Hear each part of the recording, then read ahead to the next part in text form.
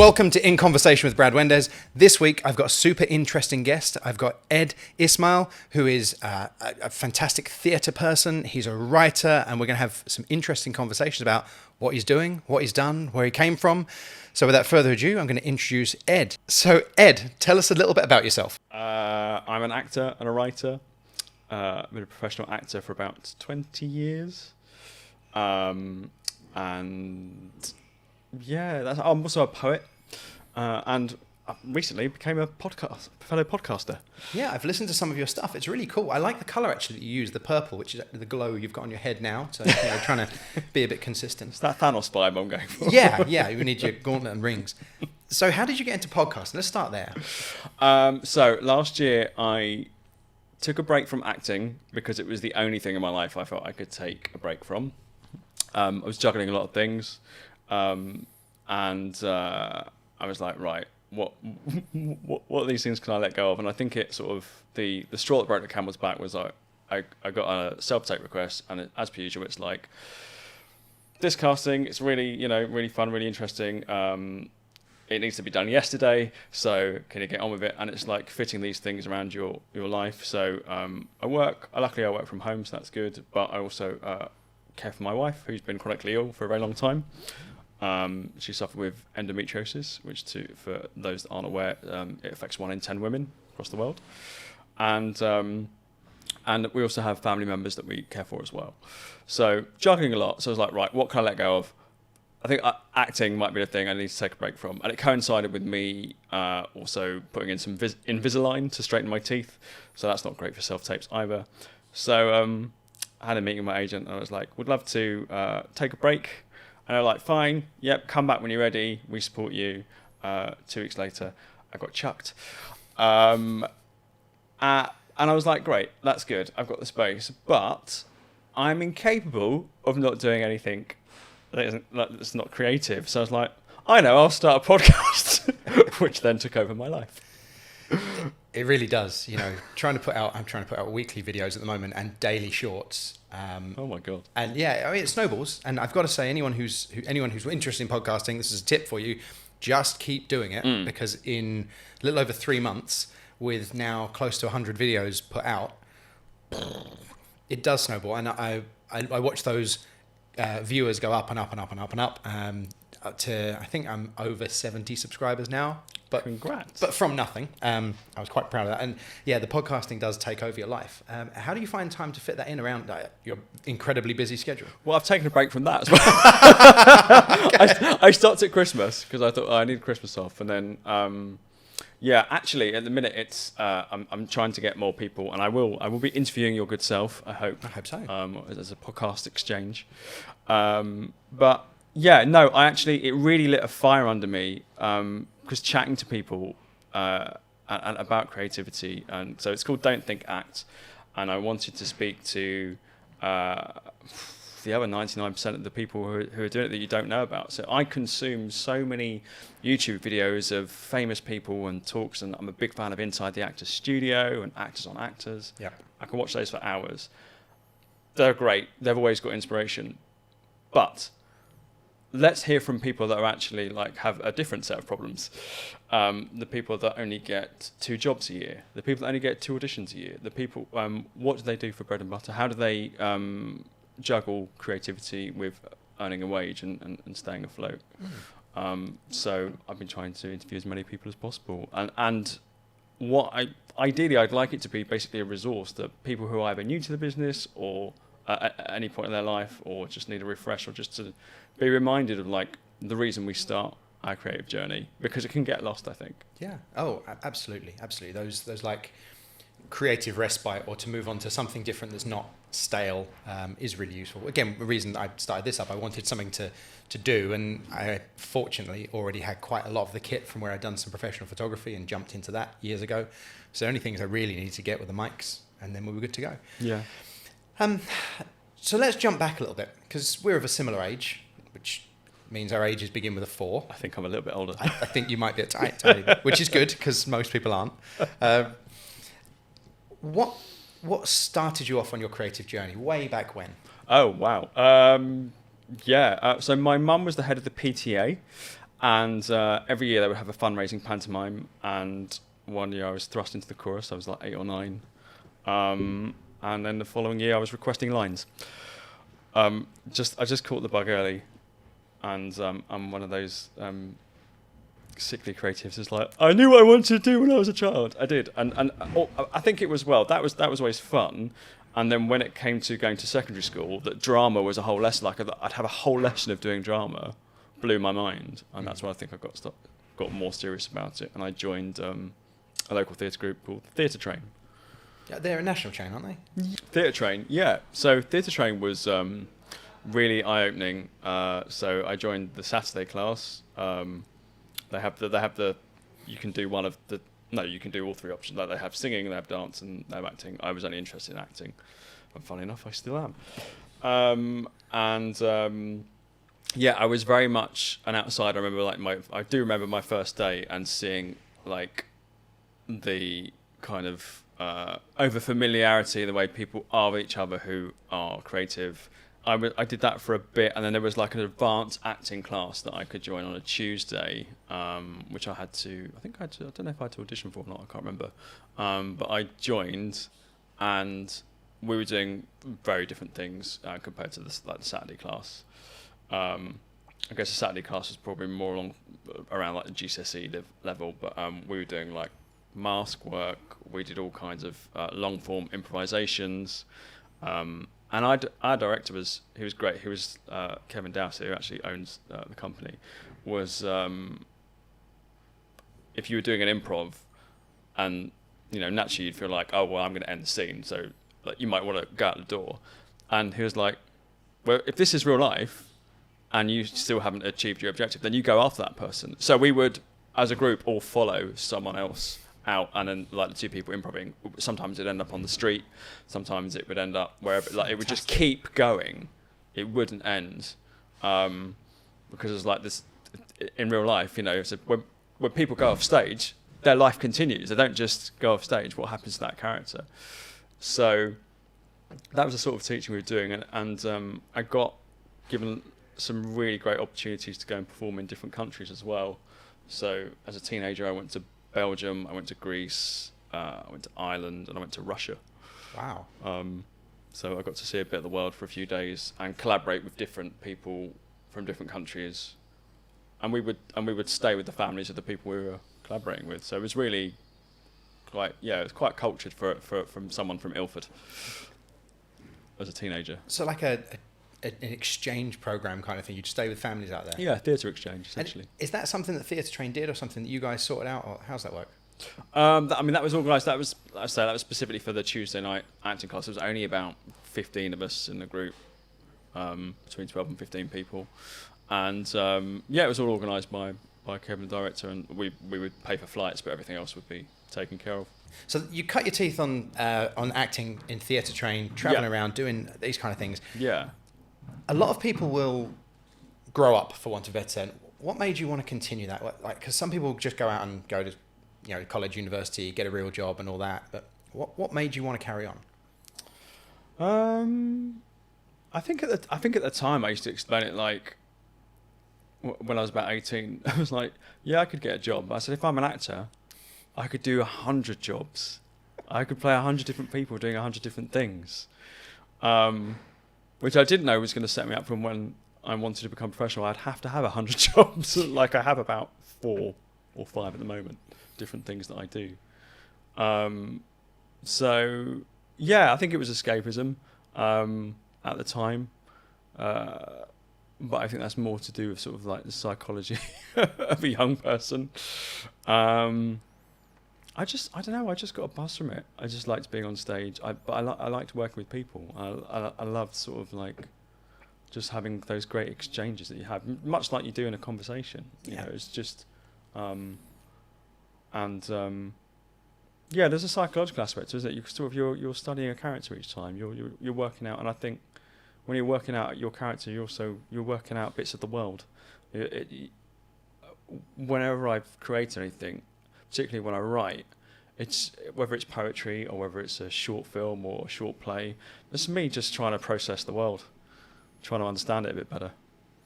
It's good. I guess I can see that. So looking at the world from different characters' points of view and trying to understand how they perceive the world. Yeah. It's a really good way of processing things. So then getting into adulthood, what was your education like? Because you've gone from theatre trained, that's good, but that's extracurricular.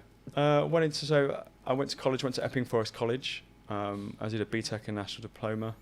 I've talked about this on my podcast a lot because it really did change my life because when I was at school, I was told, oh, you need to do A-level drama, and then I found out about this course at Ep014 College, and very well-funded place. They had their own theatre, they had their own TV studio.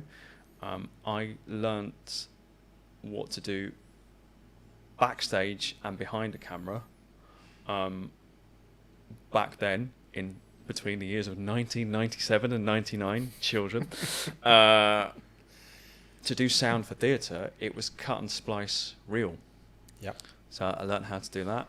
I learned how to edit for film, and it was video editing. So it was two videotapes in the machine. Yep. Digital was just coming in as I was leaving. And the conversation we were having, we're like, oh yeah, like you'd be able to edit a film like wherever you want. You don't have to do it in chronological order. We're like, what? How's that going to work? Funny you should talk about editing, because Chris Phillips was one of my guests a few weeks ago, and he was working for MTV at the time when... I listened to that. I love that episode. He's such a lovely guy. But that was the next iteration of technology. So we went from shooting things and editing digitally and needing all of these screens and studios to laptop. And, you know, even now we're shooting this in the basement of a bar. There's only one thing plugged in this whole room. Everything's battery operated. I'm going to edit. We're shooting straight into the laptop. It's incredible the way that technology's moved on and made it accessible. And do you think that accessibility has helped the industry or hindered it? Like the fact that anyone can make a film, does that make it better or worse?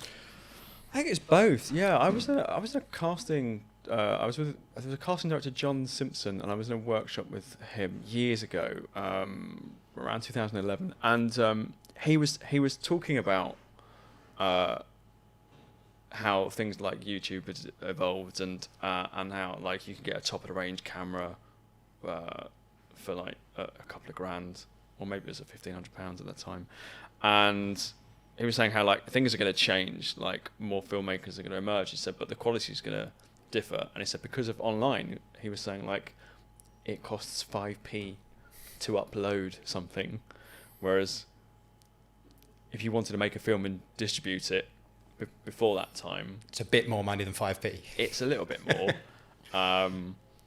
and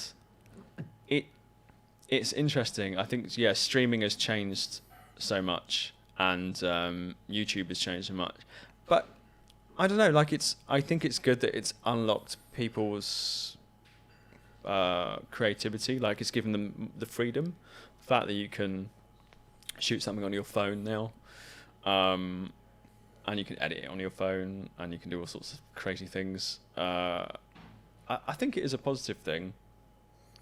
And yeah, I'm always going to encourage people to be creative. I can never be like, no, don't do that. And you can get it in front of a much bigger audience as well, because if you're shooting something, let's say, historically 80s or early 90s, and you've made something on your handy cam and you've stitched all the footage together yourself, what do? You play it on your VCR at home and your family watch it. That's exactly what I used to do. but now, like, I'm making these podcasts with my friends and people that I think are interesting, and I'm putting them on YouTube.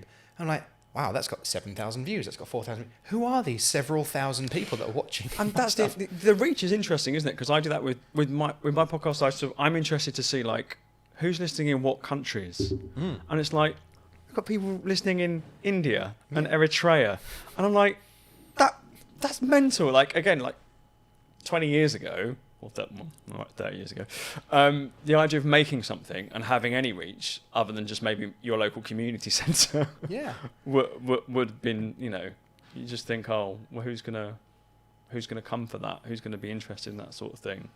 I'd be interested. Someone like, so one of my favourite filmmakers is Kevin Smith.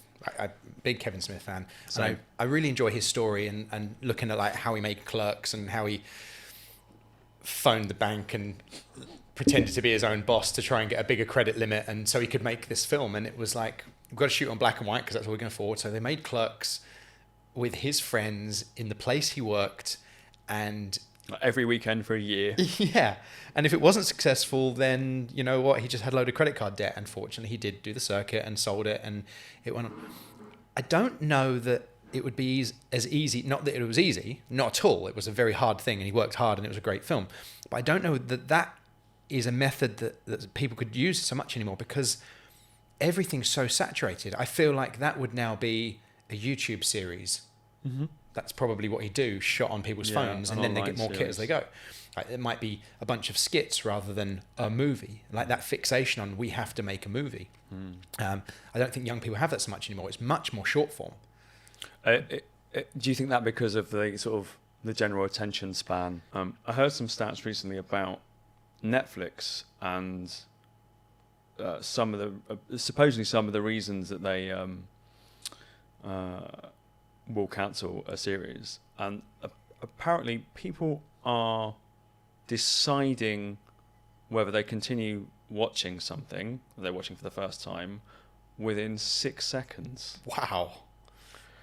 Now I don't know how much that is true. I imagine it might be a little bit longer, but I mean probably not longer than a minute or two. I do think we are spoilt for choice. The interesting thing about the Kevin Smith thing is it was just his vision. It was like, I want to make a film. This is what I'm going to do. And I'm going to do it no matter how long it takes. And I don't think that was of a time where, like, that was made for peanuts.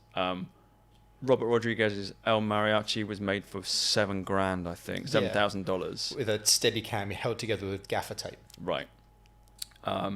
Richard Linklater broke through the knee in was it the 80s, I think, doing independent stuff. Like I feel like those days are mostly over. In a way, like that. Now that it has to be so good, because Clerks isn't. Even Kevin Smith said Clerks isn't a great film. Like, it is flawed, but it's of its time. There was nothing else like that. No. And those are the things that break through. Whether it's a mainstream thing, or whether it's an independent or an art house idea, it has to be something that people haven't seen before, or a version of something that hasn't been seen before. And it's really hard to do.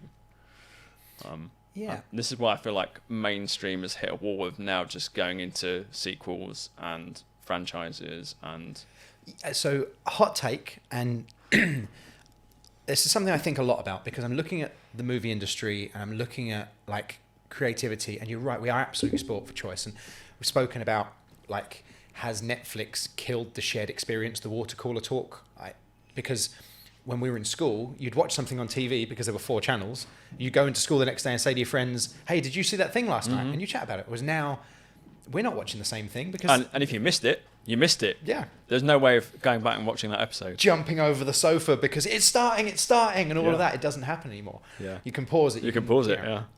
So, looking at Hollywood, and I'm really interested in, like, it looks like the bean counters are now getting involved in the creative process, which doesn't make for good creative things. You know, you've got the studios getting involved in, we need to do that and we need to do that, whether it be diversity, equity, inclusion, which is not necessarily a bad thing, but when you're looking at any kind of checkbox, whether it be we have to film in these countries, we have to use this backdrop, we have to use these kind of people, it's taking away from the director and the writer saying, I want this because that's what I want, and other people saying, no, you have to have this and this and this. It takes away some of the creativity. And I think something like the MCU has kind of got there, because they did have this wonderfully constructed, like, interconnected universe, and they've made a rod for their own back, because now they don't have that creative freedom, because you can't do that in your film because that happened previously, and that character's done that. So they're kind of a bit tied into this universe now, and it's ready for a reset. But the point I get to is, we were looking at Clerks and Rocky as an amazing Rocky's example. a wonderful example. I hope we're now going to get back to that, because I think we're past the golden age of cinema, and cinema is now they're playing it safe. The studios are using sequels and prequels and remakes because they're playing it safe, because the budgets are so high. You've got 250, 300, $350 million movies that are not doing well in test shoots, and they're test screenings, and they're reshooting, and they're desperately trying to please audiences with regurgitated shit, really. Not all the cinema, but there's a lot of it out there. Yeah. And you look at something like Top Gun Maverick, that again was a sequel, but it did very well. There was no nonsense. It just was what it was. It's not gonna, it's not setting any new boundaries. They just got Maverick to do the Death Star trench run. There's a movie. And it was good. I enjoyed it. I did enjoy it, but I don't think about it very much. I watch a lot of the stuff that comes out of Marvel now. I'm like, that wasn't what I wanted. It wasn't engaging. It was all right. It was content. It wasn't like a good movie. It wasn't content. So I hope that we're now going to come off the other side of that, and that we're going to look for more independent film, because these massive blockbusters are not making their money back. And the studios at some point have got to say, we've lost $1 billion this year on crap movies. What do? Are they going to be scouring YouTube? Are they going to be scouring independent film and looking for something that they can make for $30 or $40 million with an independent filmmaker and a professional crew? I really hope we're going to see the resurgence of independent cinema. And now maybe that's wishful thinking, but what do you think about that? I would love it. I like, as you know, I'm obsessed with Marvel films, and I love my superhero stuff. There's a lot of mainstream stuff. I'm a big fan of the Fast and Furious franchise. there is a big place for that in my life. Get out. Yeah. But my passion and the kind of stuff I want to do is independent or art house films, things that are just a little bit off the wall, a little bit off kilter, a little bit left field. But there's no room in this industry for independent film at the moment. Once upon a time, you could do, your independent film budget in this country would have been between 1 and 2 million. Forget it. No one is backing anything that's 5 or 10 million at the minute. No one is willing to take that chance. COVID was a big part of that, but I also think, again, coming back to streaming and a monopoly of where these things are, you can get stuff on. There's films on Amazon Prime, but there doesn't seem to be any quality control. It doesn't seem to like anyone can make something and get it on there, and it's really interesting. There's a lot of content for content's sake. It's like the streaming services are now starting to realize that just putting hours and hours and hours and hours and hours of crap on doesn't make you a good platform, because people now have choice. Streaming services have become cable. They were supposed to destroy the Sith, not join them, and they've now gone down that route of, well, now I've got Disney Plus, Paramount Plus, I've got Netflix, I've got Amazon Prime, I've got Apple TV. So I'm paying the same as a Sky subscription to get all my channels anyway. And now what are we going to get? Some maybe uniform... Well, in fact, you can. Through a Sky subscription, you can now choose which streaming services you want. We're just back where we were before streaming services. Netflix was the disruptor, and now it's become the norm. And it's gone from... It started as films, right? Yeah. It was just going to be films. And then there's TV series. See, we've got Netflix and Amazon Prime both looking at gaming. They're looking at ways they can differentiate themselves, and they can make themselves into more value for money.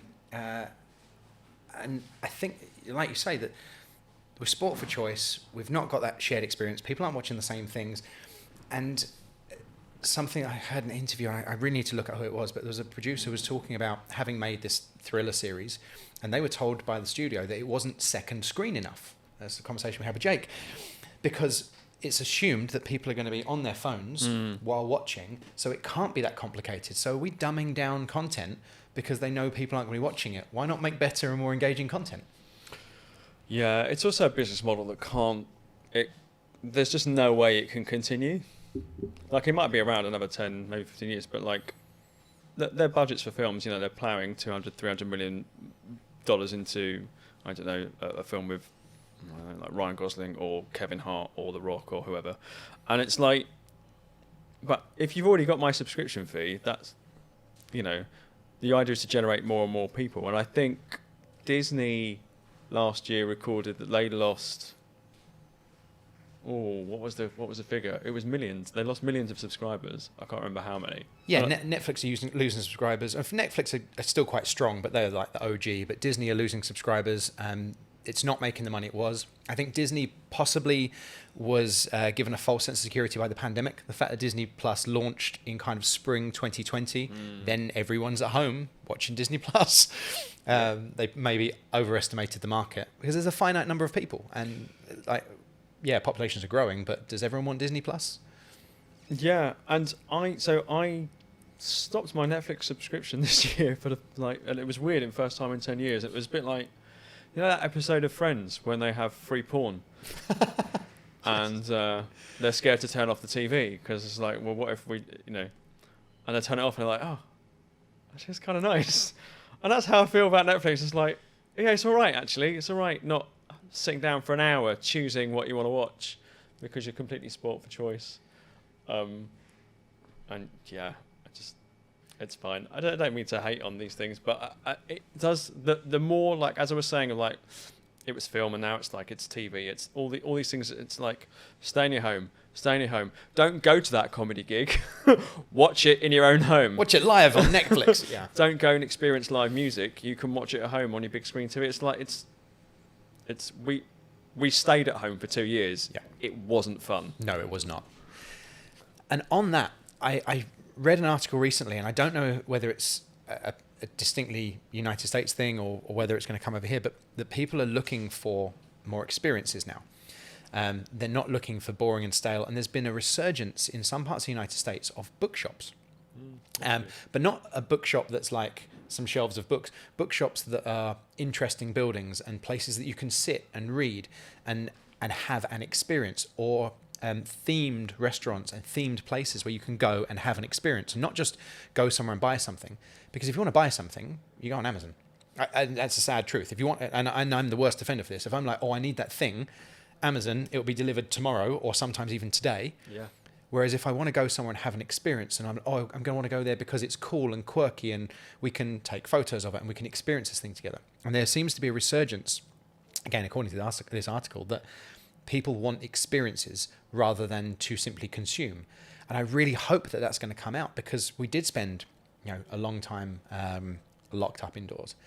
And I do worry about young men these days, because again, there's memes out there with young people, younger Gen Zers saying, what did you guys do without the internet? You're just sitting in your room bored. And like, no, we weren't in our rooms. We were out. We were doing stuff. In fact, so much so that there were actual adverts on the TV at about 10 p.m. saying, do you know where your children are?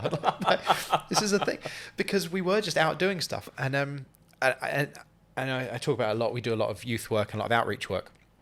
And I found that if we do activities for teenagers, because when you and I were younger and probably you're theatre trained, you'd go home from school, you'd have your dinner, and then you go out and do your thing for the night. Well, it's not the case anymore. If they go home, they don't go out again. Headphones on, device, gaming, whatever it is. So if we're trying to engage with teenagers, we have to do it after school. And it blows my mind that if we want to engage with 14, 15, 16-year-olds, I've got to do activities at 4 p.m. Otherwise, they're not going to come back out of their houses. And that's not healthy. I get that headset on, chatting on a mic is still social interaction.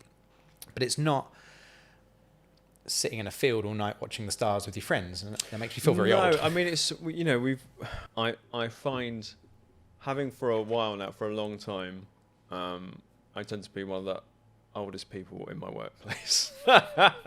And it's really interesting interacting with people around sort of like late teens, early 20s. And sort of I do sort of a mini compare and contrast to what I was like and what my friends were like and the kind of conversations we would have. And it's really odd. There does seem to be now a gap in how people socialise, or what they think socialising is, and what they think a communication is. As I was saying to a friend of ours who I won't name, but she was contacting someone else who's young about a sort of a potential opportunity, and that just didn't get back to her. And it was like a small, like, potential job opportunity, some paid work for doing something creative, and they took a long time And she was like, "That's really like, what is wrong with these youngsters today?" She's just like, "I can't believe it. Like, what?" But if their mate had texted them or something, or they'd be like constantly on their phone all the time. It is a bit overwhelming. Again, we grew up in a time when if you wanted to, I don't even know how we knew, but if you wanted to meet your friends, you just know where they were.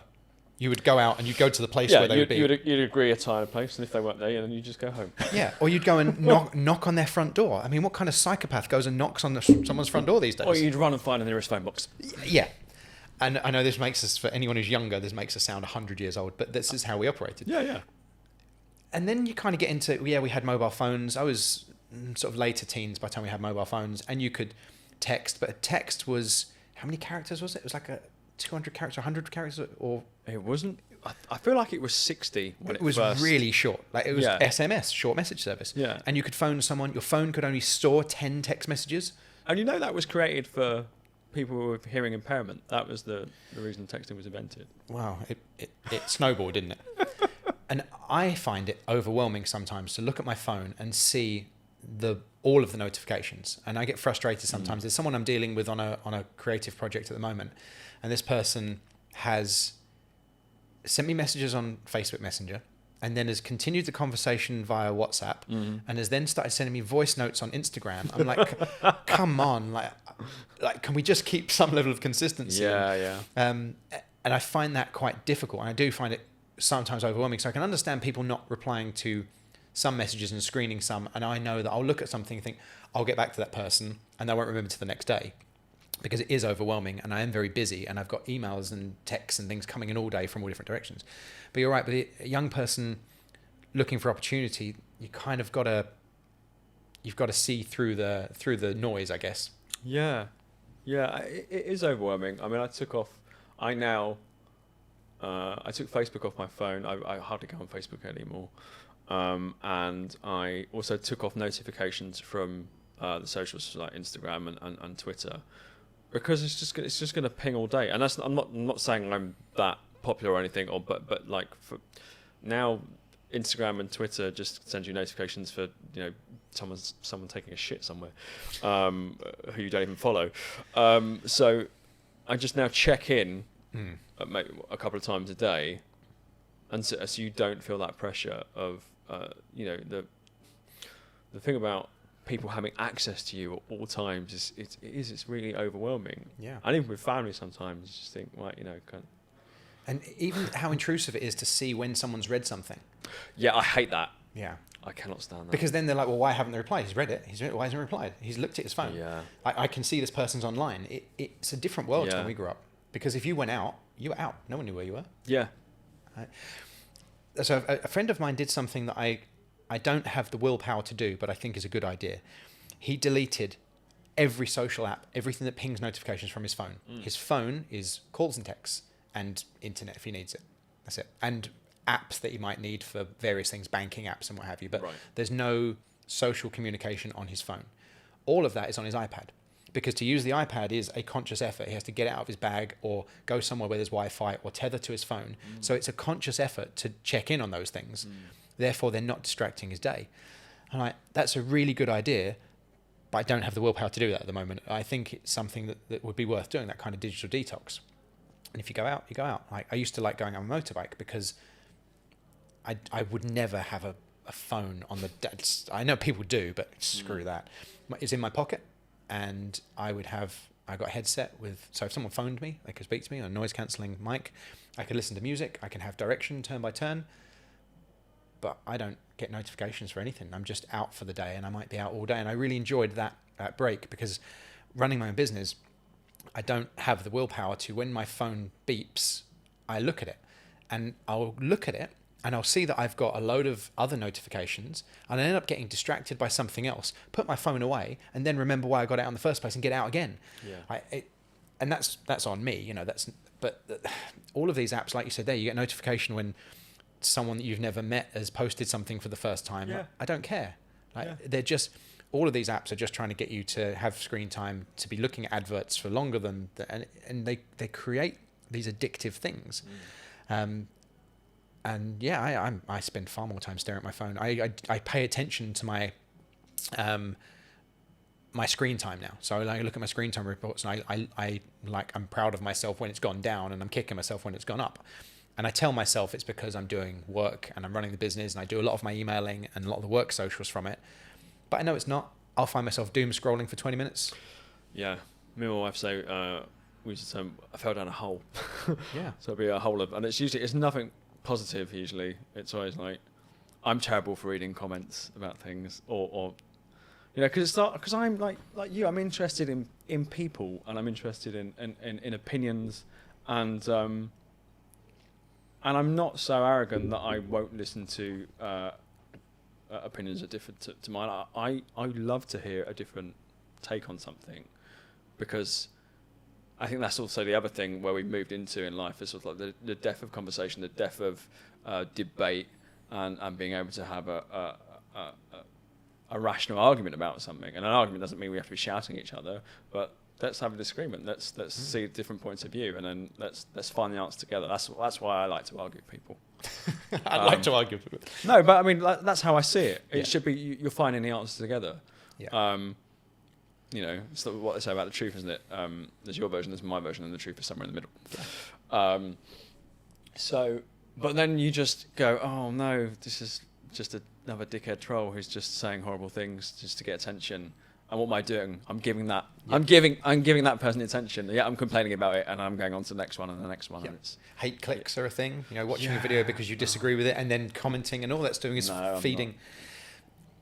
So I had this conversation quite a while ago with someone about that, like Twitter perhaps being somewhat responsible for the death of nuanced debate. Yeah. Because when you're stuck to 240 characters or 140 characters or whatever Twitter was when it first came out, you can't make a well-structured argument, and you can't, like, if someone says, I don't know, I don't like Spider-Man, all you can respond is, you're wrong, Spider-Man's great. You can't then go into like a big essay on the pros and cons. Which would be the right answer. Which, and you're looking at polarizing people, and it's a good thing. I spoke to Dave a couple of weeks ago about niches. Like when we were younger, you'd watch a program on television that would be something you're interested in, and it would be a broad look at that. We use Tomorrow's World as the example. If you're interested in tech, you'd watch Tomorrow's World, and you'd get like in 30-minute snippets of technology. Whereas now you can go down a massive rabbit hole of how chips are manufactured and which companies are doing what, and the processes, and all of this information about whatever you want, whether it be cameras or laptops or watches or smartphones, and you can get down a tech niche. You can be so knowledgeable on this stuff just by digging a hole online and doom scrolling and reading. Yeah. So I'm not just talking to other people that are interested in tech. I'm now talking to people who are interested in the latest generation of Apple Silicon and the benefits it's done to the computer industry. And then you've got, well, Android's better than, Snapdragon chips are much better than the Apple Silicon, or Intel is better than Apple, and you've just created division.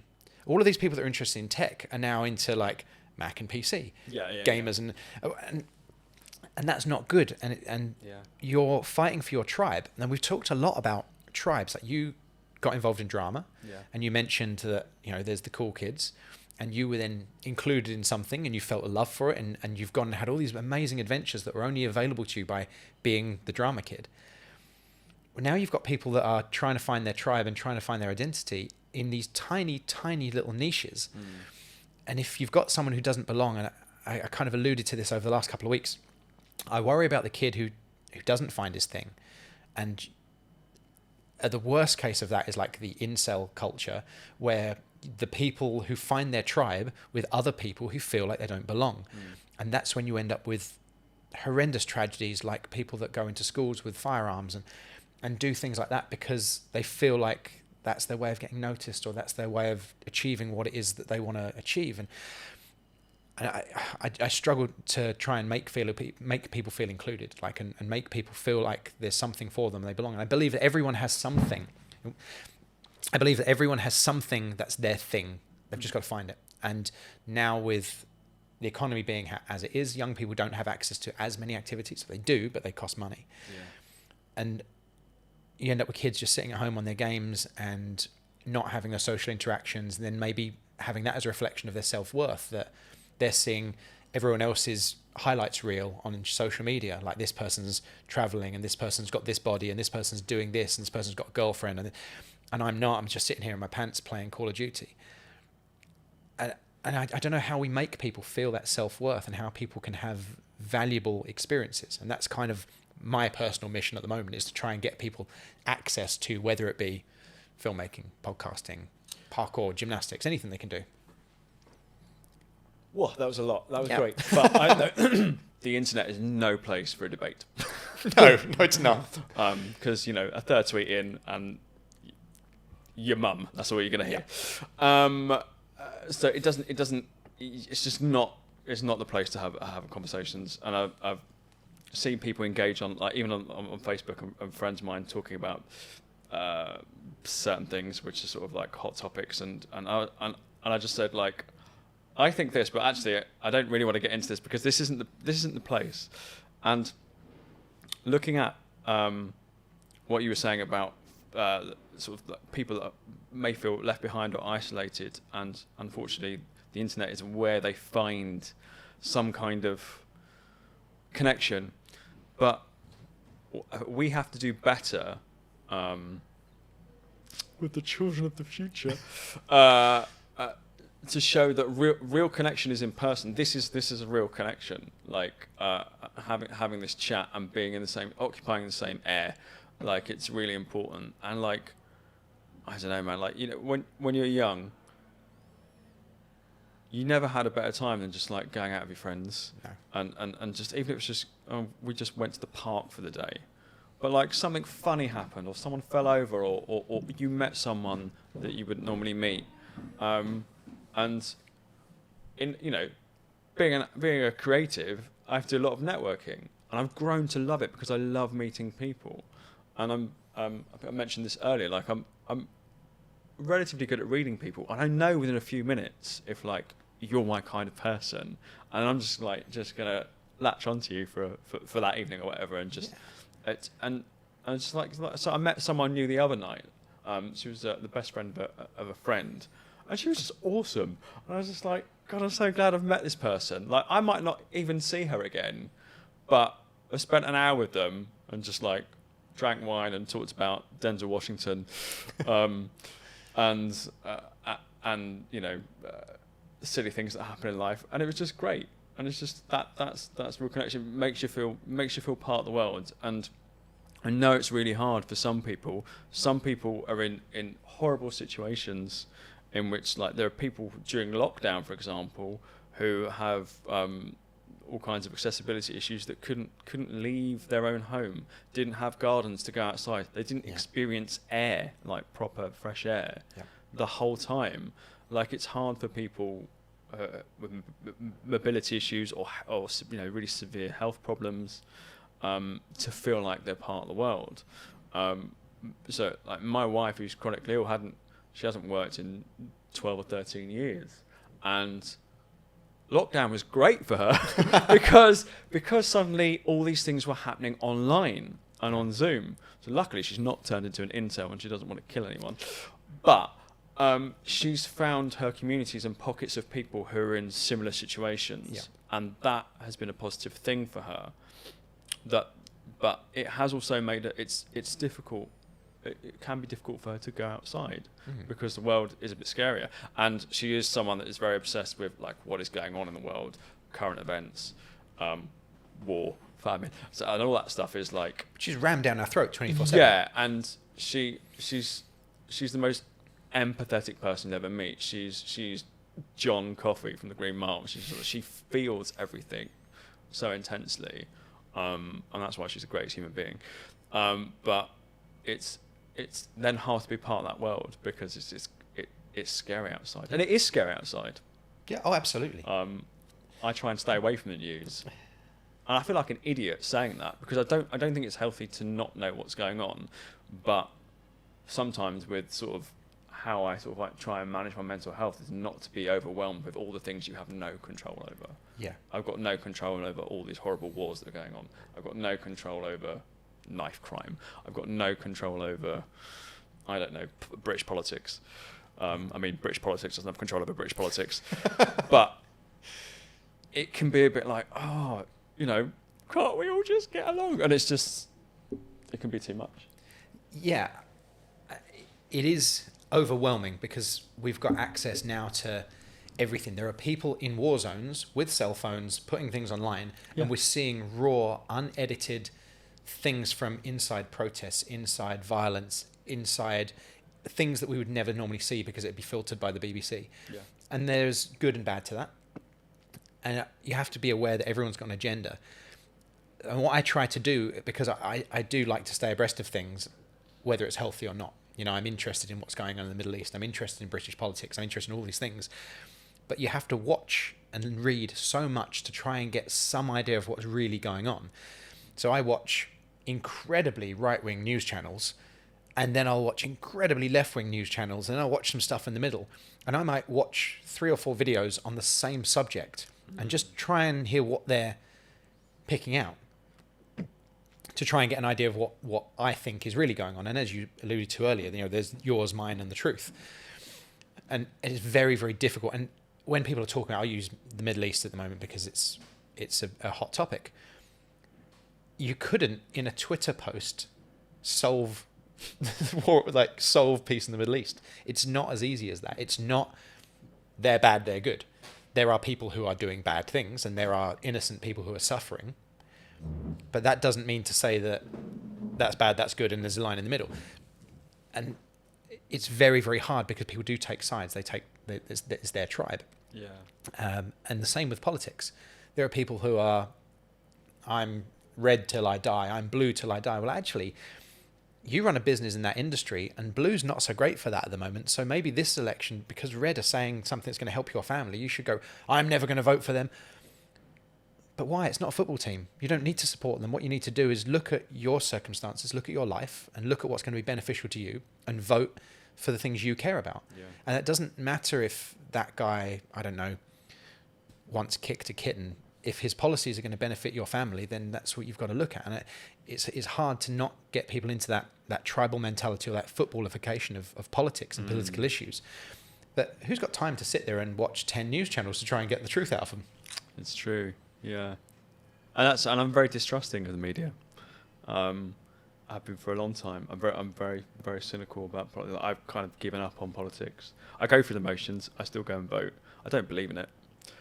I feel it's archaic. I feel like the system needs to change. Yeah, I have no faith that that the majority of them care about the welfare of people. Yeah, it's unfortunate that we've got people that refer to themselves as career politicians. Yeah. And I used to ask the question, why is the Minister for Education not a retired headmaster? Why is the Minister for Health not a retired doctor? Why are these people that are in the cabinet that are overseeing national policy on these things, why are they career politicians? It doesn't make any sense. And the British political system is, you're absolutely right, archaic. We've still got conventions where they'll slam a door in someone's face and someone will carry a sword in and they have to refer to themselves as honourable gentlemen, and you can't accuse someone of lying because the convention is that so a politician getting kicked out of Parliament for saying someone else has lied because the convention is they aren't allowed to lie, therefore everything they say has to be taken as the truth. Yeah. But we know he lied. We know that guy didn't tell the truth, and it's nonsense that's the convention of British politics. And I think living in this bubble, we don't appreciate just how archaic our system is, and it does need a reform. And the party that's in power is never going to reform the system that gave them the power. So the system is flawed and broken, massively broken. And I think in the last 14 years or so, we've seen a lot of abuse of that system because we've got career politicians with personal agendas making very wealthy people very wealthy because they're getting a kickback. That's not all of them, but there's been a lot of that recently. It's not a conspiracy theory. That's proven fact. Looking at the contracts that were giving out during COVID and the way that politicians and government departments were behaving during a time that we were terrified and locked in our houses. It's not right. And as you alluded to there, people have lost faith in the system. We need a massive, massive reform for anyone to even care what the politicians are doing. Yeah. And again, looking at policies like sending immigrants to Rwanda or whatever, I think more people on the street would care about the price of their shopping than blaming brown people for all of their woes. Yeah, it's fucking nuts, isn't it? I mean, it doesn't make any sense. But the amount of money it's going to cost to send an individual, it doesn't make any sense. So, there was a great question on Question Time when there was a gentleman there, and he had family from rats. I'm not going to get this right, but it was a country next to Rwanda. I did see this. It was from Congo. That's right. Yep. Yeah, it was from Congo, and he was asking some Tory was on there, and he was asking him, so if my family member has to escape like war, and they try and come here, are you then going to send them back to the country next door where the war is happening? Like right next, it's just and he couldn't answer. It was like, what? I think he said Congo. Is that a town? And I was just like, oh my god, Absolutely. And please be the average white man. Well done. Like, but on that, it's very easy. And going back to social media and the internet, I don't agree with blocking people that I don't agree with, because I think I need those alternate viewpoints and those alternate conversations in my life. There's some people that I know socially, particularly through like theatre and community theatre, and through community theatre, that have massively different viewpoints to me. People that are kind of a generation above us, that are homeowners, that would vote very differently to me. And I have to read what they say and try and see the logic in it. And I'm going to be really vague with this, but there's someone who runs a business local to my business, and I try and engage with this person and chat to this person about politics quite frequently, because they say things that I just don't understand. And I want to know why this person thinks this way. Well, this person was having a rant about migrants and having a rant about people on benefits and how they're responsible. And I tried to come back and say, well, actually, corporate profit is probably taking more out of the economy than all of the benefits combined. Even that minority that are, committing benefit fraud are not doing anywhere near as much as, the shareholders of enormous corporations that are rinsing this country and stretching the normal person. And she said something the other week, talking about the landlord of our business location. And this person came out and went, yeah, I bloody hate nurses. I'm like, what? And I had to try and pry out of this person whose viewpoint is so different to my own. And I had to try and understand, instead of like shooting it down and going, what do you mean you hate nurses? and had to try, and it kind of came round to this person's belief system was surrounded like not believing that the nurses should be going on strike. And it came from this person's father was very ill during nurses' strikes, and therefore had suffered lack of appointments, and their father hadn't received the care he required because of the nurses' strikes. And that's where they stopped it in their head. Instead of thinking, why were the nurses on strike? Should we be looking at the politics and the government and the structure? No, it was the nurses that caused her father to suffer. Therefore, the nurses are evil. And I have to engage with this person and go and chat to them, because I just need these alternate viewpoints in my life so I can really check my own biases. Otherwise, you live in an echo chamber. If you talk to people that agree with you all the time, you're just going to end up with, and that's what happens on social media. You are just fed things that agree with you. Another reason I've don't use I'm really on Facebook, because it is just, there isn't really, there's a couple of people on there who have very opposing views. So you don't hate nurses then? Not today, no.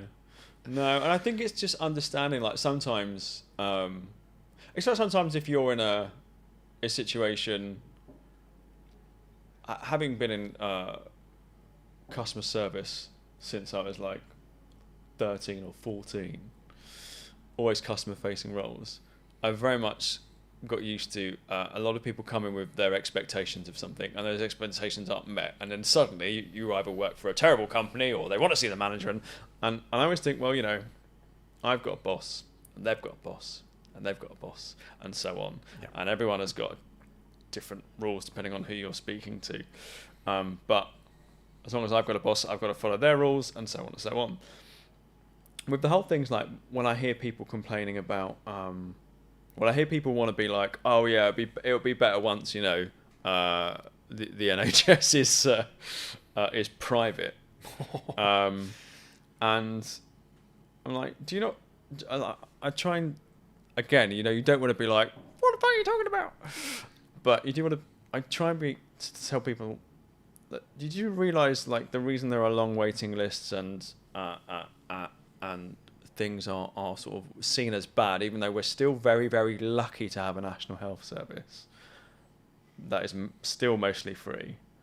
But the reason it's suffering is because of British politics and because of lack of funding and not paying nurses. I mean, there was that wonderful tweet from someone in Germany, or was it the German, even the German, I don't know if they've got their own parliament or whoever it was, but they were like, oh, during lockdown, when they were like, yeah, we don't clap for our nurses, we pay them. And it's so true. Like, after a while, I was like, what the fuck am I doing? Going out at, was it 6 o'clock or 8 o'clock every night, banging pots and pans, and like, the sentiment is lovely. But that says everything you need to know about what politicians' solution to a problem is. Yeah. Oh, you're just not behind them. That's the problem. Yep. They don't have the moral support from the public. No, they don't want moral support. They want to get fucking paid. Yeah. They want to have enough resources. They want to have enough beds in hospitals so that pregnant people aren't being turfed out as soon as they, pop one out. And people going in for quite, big surgeries, which are now they're not staying in long enough. To get that duty of care, all these things are so important, and it does come back to money, unfortunately, which is the death of all humanity. Yeah. So that's not the answer. So when people, I've said this before about private healthcare, you're seeing the same doctors. You're not seeing Jesus. No. You're not paying for anything. All the doctors in all your surgeries do private healthcare as well. Yep. And surgeons and it's the same doctor in a slightly less busy hospital. You're just getting it sooner. It's just fast food service. So we get rid of the NHS. It's not free anymore. What do you think is going to happen to those waiting times? Do you think those waiting times are going to disappear now because now everyone has to pay? No, it's going to be who can afford to live. Mm. And happy Friday, everyone. Yeah, and it's a conversation we had about the American healthcare system. I don't understand why people espouse against socialized healthcare. And I put up a video about this a few weeks back, and I had people from the United States telling me that the government shouldn't be involved in healthcare, that the government should be as far removed from public service as possible. And I have to just kind of, like I said, with the lady that hates the nurses, I have to ask them to qualify that and explain it to me like I'm six. Why is that? Why do you? And it's that fear of government intervention, fear of government involvement. I said, but the difference between we pay a national insurance, which comes out of our wages, and everyone in the country pays that, or everyone who has a job pays that, and we pay a small amount of money, and then we get healthcare, which is free at the point of delivery. A prescription, doesn't matter how many of a pill you have or what drug it is like £9 or whatever your prescription costs. That's great. That's what we come to expect. I said, if you've got an insurance-based private healthcare system, there's a whole bunch of people paying money into a pot so that when you get sick, you get seen and someone else has paid for it because everyone else is paying into this system. Mm. All you've done is got the same system as we've got, but it's not mandatory. I think that's where a lot of people struggle with it. And someone's making profit out of it at the top, so that you're not going to get the same amount of money going back into the pool because someone's taking dividends and shareholders are profiting from it. So everyone paying into a big pot so that you get service when you need it is the same as social healthcare. It's just, it's mandated over here and it's not over there. And I did speak to an American once who was like, why should I have money taken out of my wages so that little Timmy can have treatment for leukemia? I'm like, so that little Timmy can have treatment for leukemia. Like, I don't know why I'm having to explain this. And it's fascinating that we grew up in this country where if you break your leg, you go to the hospital or you call an ambulance, you go to the hospital, you get fixed. you talk to Americans who are like, I'd get an Uber to the hospital, or I'd make sure it was actually broken before I even consider I could bankrupt my family by going to hospital. Like that, that's mind blowing. Yeah. But that's their norm. That's their absolute normality. That's why I say we're so lucky. Yeah, and we don't realise it. We don't have no idea. Yeah. So let's jump on to something a bit more lighthearted. Whilst we're waiting for the sun to explode. Yes. Yeah. Back to your creative side. What have you got next in the pipeline? What have you got in lined up for us? So I'm going to be doing more of Don't Think Act. I'm in the process of doing recordings for that. I'm now doing it a bit different way. I'm trying not to do the whole weekly output. I'm driving myself mad. Yeah. So I'm going to record them all in advance and then edit them and then release them. I've got another podcast project I'd like to do. Mostly looking at my DVD collection at home. Yes, I still have those. Loads of things I haven't watched, and there's also things I'm quite late to the part. I'm not always in with the next big thing that's out. Again, coming back to being spoiled for choice with streaming services and whatnot. There's things I've missed over the years. So I'm going to start a podcast called I Was Today Years Old When I Watched. And it's a mixture of things. Some of it will be classic films, but a lot of it will be TV series. Like I didn't see The Sopranos, The Wire. I've got a whole list of films, but as well. And I just thought that'd be quite fun, just sort of and not a kind of Ed reacts to, but not that. So yeah, I just thought that'd be sort of a fun thing to do. And again, like the good thing about doing your own podcast is you can just do it, and you can do it when you want. And like I'm not like with Don't Think Act, I'm not, you know, like I say, I want it to be like a resource for creative people. This is just for me. This is just for fun. So yeah, I'm doing that. What else is happening? I have recently been given mentorship by Payne's Plough, which is a new writing company, one of the biggest ones in the UK, to work on a play. Is that a specific project they've set, or have you got creative freedom on that? Yeah. So I'm locally I'm one of 10 writers that have been chosen, and we'll also get mentorship from the Mercury Theatre. That's awesome. The idea is to write a play by the end of the 12-month mentorship. Okay. I think the first draft deadline is November, which feels like it's not too far away, but I always say, give me 1,000 years to write an essay and I'll do it the night before. And how did you apply for that or get recognised for that? So I was telling someone the other day, like I apply for so many things, and I'm used to so many no's. I didn't know what to do with this yes. It was quite a surprise. I've applied for, because what I've been trying to do recently is to get some money together to do an R&D for a one-man show I'm writing. And so I pitched that to Payne's Plough for the mentorship thing. I sort of talk about like why I'm writing about why I'm writing, and why do I think they can help. And Payne's Plough is very good at getting stuff on its feet, which is like stories you don't usually see, or from a perspective you don't usually see. So I'm writing about being childless not by choice, which is something it's not only not being discussed in theatre, it's not being discussed by men, and from a male point of view. So and that I'm also leaning into sort of my Cypriot heritage as well, and using like the familial pressure, because like they just procreate like it's, like an example of something that's very easy, which I can't think of right now. But yeah, and so dealing with the familial pressures, dealing with peer pressures, dealing with social media, you cannot go anywhere without it being thrust into your face that like you should be a parent. Why aren't you a parent? So that's what I'm exploring with that, and hopefully they're going to help me out. That's a hard subject, and you're absolutely right. So I won't go into too much detail because it's not my story to tell, but in a previous relationship, I was married previously, and we had experienced failed pregnancies and miscarriages, and it's very hard to turn to your friends, because there's this social convention that you don't tell anyone you're pregnant until 12 weeks or thereabouts, so you've got your scan. So at the point at which people have early miscarriages, no one knows. And then because no one knows, you don't make a song and dance about it, and you don't get that support because no one knew in the first place. So what do? You don't go around telling people we were pregnant or I was pregnant. And to have fished a fetus out of the toilet and had to take it to the hospital and have experienced that was horrendous. And there were maybe 2 people in our wider network I could even have this conversation with because no one knew.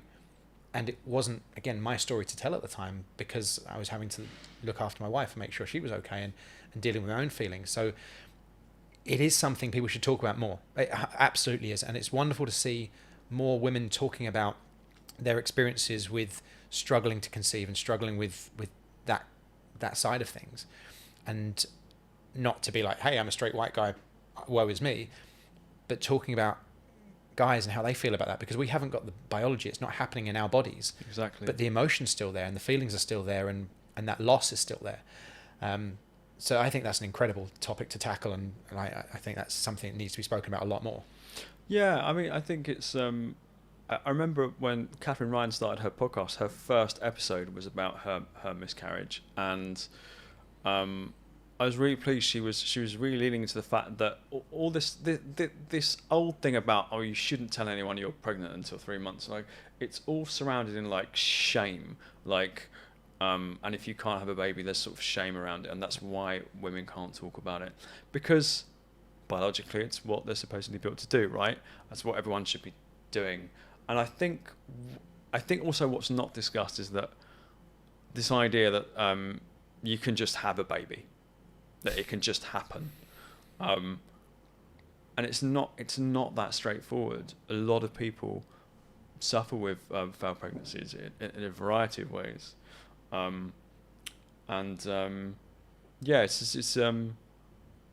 I think it's important that.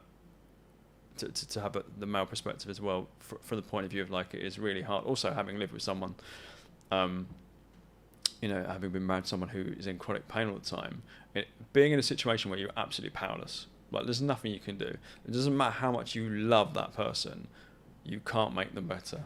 Yeah. And you do make them feel better a little bit, and it is interesting because a lot of people who are in relationships with people who have either chronic pain or a variety of disabilities, the caring person doesn't tend to stick around. They do tend to leave because it is hard. And I do understand it, but I don't know how you could ever like resent the person. I resent the situation. Yeah. Every day. Yeah. But it's not within your power. Like the human body, like it either wants to heal you or it wants to kill you. And it doesn't matter, you can be the fittest person in the world or the most unhealthiest person in the world, it's just going to decide what it wants to do. And that's pretty scary. Yeah. And we've gone somber again, haven't we? Yeah. But it's a really interesting topic. And I think it's important to talk about. I am a guy. Therefore, I understand the point of view of the world, or I understand the world from my own point of view. Yeah. And while I sympathize and empathize with women, and I have a daughter, so I now want to make the world an equal and fair place, because now it does concern me because I have a daughter. I do think that guys should be able to talk about guy problems. Yeah. And there should be a space for us to talk about our feelings. When my daughter was born, it was not straightforward, and that absolute feeling of helplessness was, I couldn't really sit there and say to, Tash, who's just being wheeled off into surgery, well, this is quite upsetting for me as well. Like, because, yeah. But there were 30 minutes between there's blood, there's a problem, to holding a baby. 30 minutes. That seemed like hours. Yeah, I bet. And when like the room was full of 12 medical professionals thrusting paperwork in her face, and all I can do is say, do you understand what they're saying? Do you understand what they want to do? Do you understand the process and the procedure? Because you're not signing anything. Get the paper out of her face. You're not signing anything unless you understand what's going on. Yeah. It was an emergency C-section, but I just wanted her to know what was going on, because it was just a rush. Yeah. And then the moment it was signed, they wheeled the bed out of the room, and the 12 people that were in the room is now just me. And it's silent. And I just sat on the floor and cried, because what else can I do? Yeah. I am helpless. There is nothing I can do in this situation. And fuck me, I'd have gone in there and had them stick a knife in me instead. Yeah. And very shortly after that, I was holding my baby daughter, and she was healthy and fine, and everything was okay. But that fear and that inability to do anything, and like, God forbid that the worst had happened, and having experienced loss previously, that absolute feeling of helplessness. But you can't, I know it sounds quite self-absorbed, but you can't focus on how you're feeling, because you've got to be there for your partner, because this is happening to their body, and that person has to take priority. Yeah, of course. Yeah. Right? It's so fucking hard. So yeah, we got dark again. Sorry, I brought us down. No, but these things need to be spoken about, and it's absolutely fascinating. Okay, so bringing us back around to, where can people find out more about Ed? Because if you're writing stuff and you're producing stuff, you've got stuff out there. Where can we see more of Ed? Where can you? I mean, do you want to see more of Ed? Is the question. So yeah, I've got my podcast. Don't Think Act is available on wherever you get your podcast from. And then I'll start a new one soon. What else is coming up? I guess I've got a couple of short films I'd like to get made, so I'm looking for a producer. There's nothing mega creative in the pipeline. I'm just working on my play over the next 12 months with the mentorship. That's something what I'm really excited about, and getting into the crux of working out the story, because I've done research as well. I've interviewed childless men. There's things to read, podcasts to listen to. I don't want it to be like, this is my trauma. It's a collective trauma. It's lots of people's story as well, and I want to sort of like honour that. But obviously, a big part of it's going to be me. But it's also a good way, I think, when you're writing about something that's very personal, to do this research, so that you kind of protect your own mental health as well, because it is hard to do, and it's hard to sit there and just like write your feelings. But yeah, sometimes I do poetry as well. Come to open mic sometimes here, and sometimes at a Patch in Colchester, the cafe. So yeah, if you're up for some poetry, do come to an open mic. It's a good way to get out my feelings, and it's also where I feel most sort of tranquil, just listening to people tell their own stories with the words that they've chosen. It always just amazes me, because each person is so different. So yeah, I'd be really interested to see some of that. I like you say, it's people opening up and that's we spoke earlier, I think off camera, about how performance and acting is giving the audience a bit of yourself. And personal self-written poetry is a great way of someone really opening up and feeling vulnerable. It's fascinating. And again, you see you connect with it, because you hear something and you go, oh, that's a bit of me. I don't like that term, I feel seen. It's a bit overused now, but it's that thing of like, you're not alone. And that's like, I try and do that with my writing. I try and write about things to make people feel like they're not alone. I started the podcast, the Don't Think Acts, so I wanted other actors to not feel alone, to be like, there's so many of us who just aren't like struggling in different ways, and looking at this in different ways, and trying to sort of not conquer the business, but just sort of stay in it. But it's a great business. It's great to be creative, and I would be absolutely insane without it. I think I'm a little bit insane being one, but I think that helps. But you're less insane for having creative outlets. And lots of creative outlets. To express yourself. That's the going back to the men thing. It's trouble. But I will say, I was on an all men sort of childless not my choice Zoom, and it started with, men don't talk. Men never talk about their problems. Men don't talk. And I said, if we keep reminding them they don't talk, it's not going to encourage them to do so. We need to find different ways of getting them to do so. So yes, it is. It's true. I just think that we need to stop reminding ourselves that we struggle to open up. And did you read about the community shed? There's a community shed project. I forget where it is, but somewhere in the UK there's a community shed, because they identified that there were men with mental health problems, particularly men of our age and slightly older, who are stiff upper lip. And women can have groups where they sit around and have coffee and talk about problems. That's quite forced for men. It can happen, and you're right, given the right outlet, we can. But by making a community shed with tools and little workbenches and things, the men can go into and talk. Now they're doing stuff, they're doing little projects, but in doing that, they're having conversation with each other and, you know, getting to know each other. But they needed it to be the secondary rather than the primary. Yeah. So community sheds have started popping up, because I think it was women tend to talk like this, men tend to talk like this. Yeah. You know, they're doing something, they're having conversations, they're going, Yeah. and that's a really useful thing. Just looking at the differences that in how we communicate. Like, we'll go to acting classes and we'll end up talking about things and personal stuff at the pub afterwards, or letting our own personal stuff out as part of that class. Haven't gone to the class for therapy, well, maybe a little bit, but Absolutely. but it's the secondary. We haven't gone Yeah. there to talk about our problems. That's No. just, it's helping us. So yeah, No. we need more sheds. Yeah. We need more sheds.